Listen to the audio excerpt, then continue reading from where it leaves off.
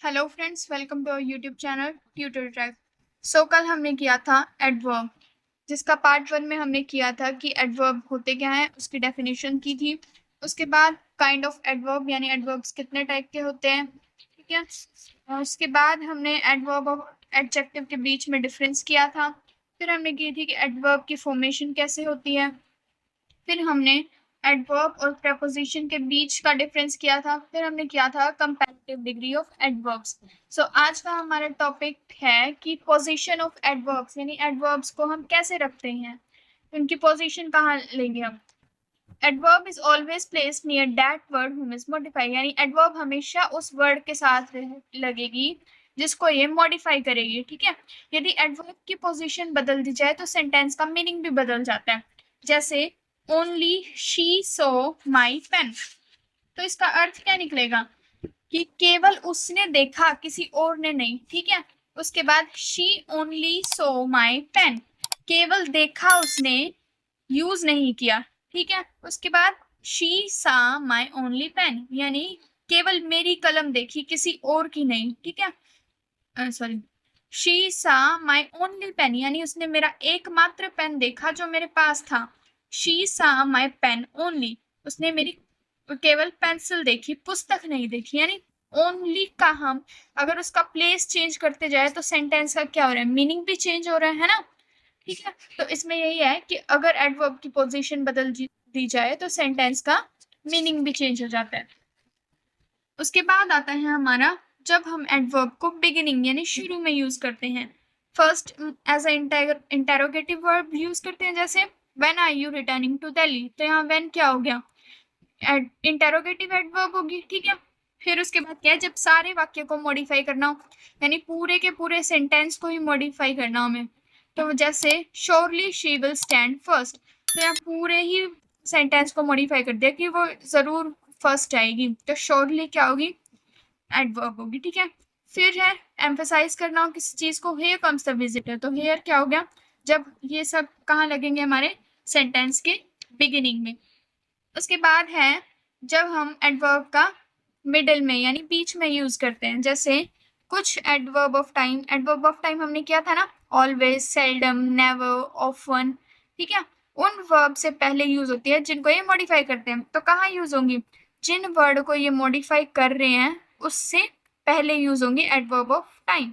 और कहाँ है ये, मिडिल में, जैसे she never serves her in laws, तो यहाँ सर्व को मॉडिफाई कर रही है तो क्या आएगा, नेवर। नेवर क्या है, मिडिल में है, तो ये मिडिल में यूज होगी हमारी।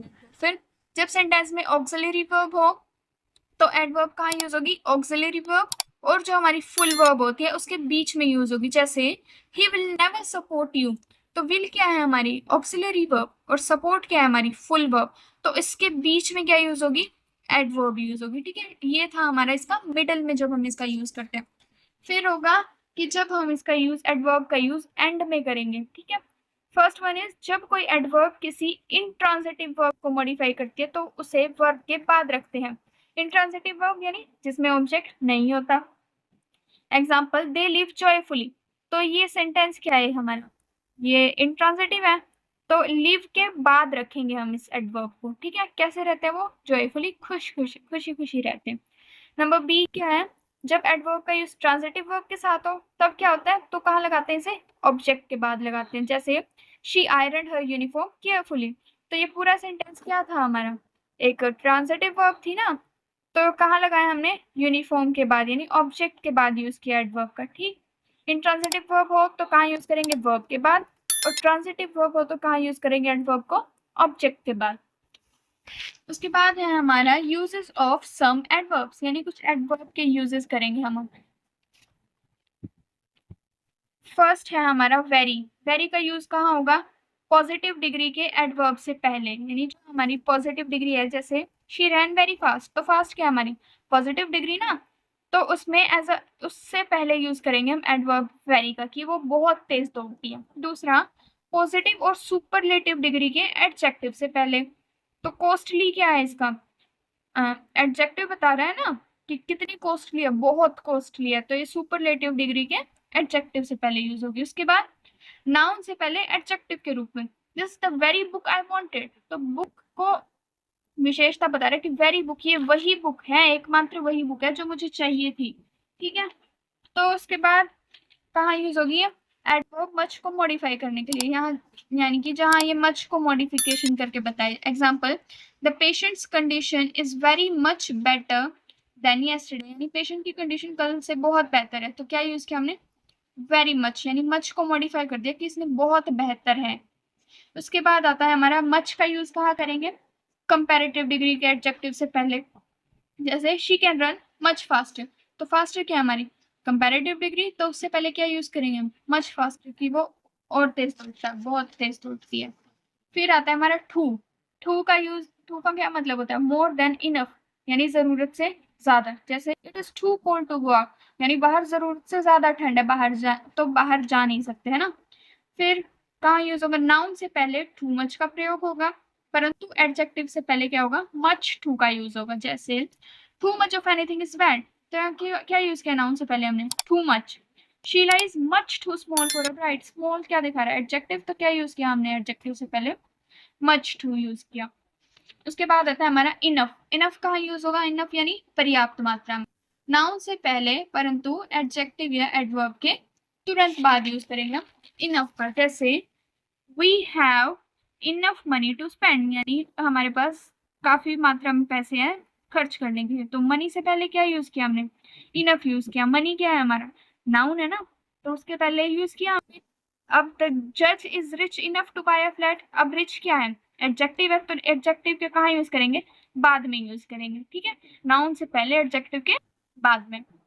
उसके बाद आता है लेट और लेटली, लेट का मीन्स देरी और लेटली का मीन्स जस्ट अभी अभी, रिसेंटली। एग्जाम्पल, ही केम लेट टुडे, आज वो लेट आया था। ही हैज कम लेटली, यानी वो अभी आया है। ही हैज कम रिसेंटली, यानी अभी ही आया है वो। ठीक है, ये था हमारा लेट और रिसेंटली, लेट और लेटली। फिर आता है हार्ड और हार्डली, हार्ड का मतलब कठिन और हार्डली इसको हम नहीं के रूप में लेंगे कि लगभग नहीं के बराबर। जैसे ही वर्क्स हार्ड, वो कड़ी मेहनत करता है, और ही हार्डली वर्क्स, यानी वो लगभग मेहनत करता ही नहीं है। ठीक है, तो हार्डली का हम ऐसा नेगेटिव वे में यूज करेंगे।